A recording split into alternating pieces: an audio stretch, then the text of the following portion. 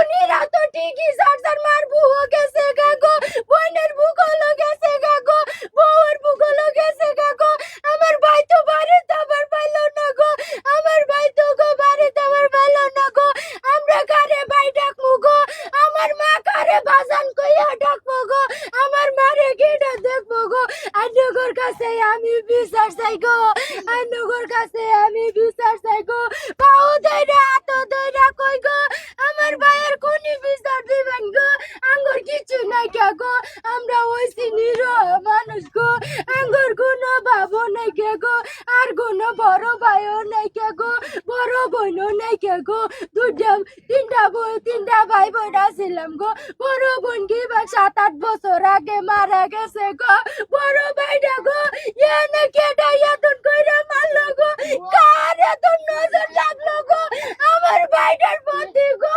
আমার ভাইটা গো কি ক্ষতি করলো গো আমার, যে গো কত যে কষ্ট হইতেছে গো।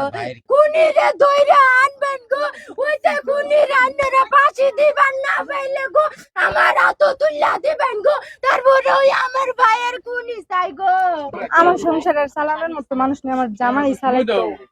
আপনারা দেখেন কি করবেন, আমার জামাই একলাই কামাই করে আমরা সংসার চালাইতো। অন্যান্যরা আমরা দায়িত্ব নিবাই, কেমনি চলবো আমরা না, আমরা করি বাড়ি দেয় আর কিছু না। কিস্তি আছে, অনেক ঋণ করা আছে, আর আমার জামাই এক পুরো সংসারের দায়িত্ব নিচ্ছে পুরাই। গতকাল আপনার সাথে কথা হয়েছে কি, শেষ কথাটা আবার কিভাবে সে ওখানে ঘুমাইলো, এখানে আসলো না কেন জানেন? আসতে কিন্তু আমার সাথে কথা হয়নি, গাড়ির দিয়েছে যে এর কারণে আমার সাথে কথা হয়নি। 1 সপ্তাহ পরে পরে আহে, তারপর 3-4 দিন থাকে, তারপর আবার চলে যায়। কইলে কি হবো, আমার জামাই তো বিচার করবেন গো। চলনা কোনো পথ নেই, এলাকায় চালাচ্ছে। আমার ভাই গো 3টা কিস্তি চালাইছে গো, তোমরা দিন আমার ভাই গো আর কোনো কিছু নেই, বাবর নাই, মায়ের কি করবো গো। এই যে এই বাড়ির ভিতরে আধা কাটা। যমুনা টিভির মধ্যে খবর পাইলাম যে বালুজান পাম্পের সামনে আগুন দেওয়া হয়েছে, পরে চালক জুলহাস মৃত্যু হয়েছে। হওয়ার পরে আমি এখন চলে আসলাম। এখন মহান আল্লাহ তাআলা আছে, আল্লাহ তাআলাই তো সবকিছু দেখবেন। তারপরে আমরা আছি, আমি আছি, যতটুকু চেষ্টা করবো দেখার জন্য।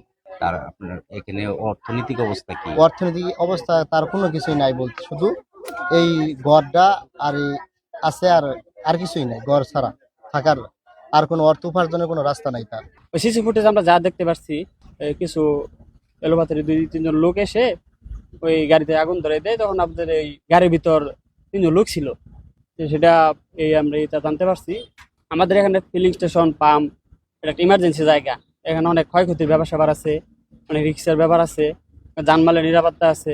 তা এই বিধে আমরা বলতে পারছি যে আমাদের সেফটি প্রয়োজন। দেশে এখন যে পরিস্থিতি, এখন কি না কি হয় এই বিষয়টাকে নিরাপত্তা বলতে গেলে আমরা তো আপনার 12টা-1টার পর বন্ধ করে ফেলি। গ্রাম পর্যায়ে তো এরকম তো শহর পর্যায়ে না। এখন আমাদের রাত্রে বেচা কিনে থাকে না, এখন আমরা রাত্রে একা বসে থাকি। এরপরে আসলে দেখতে পারলাম যে এখন গাড়ি ছিল, গাড়ি নিয়ে গেছে, লাস্ট তো এসে নিয়েই গেছে। এই বিষয়ে আর কি আমরা যা শুনলাম যে এরকম ঘটনা।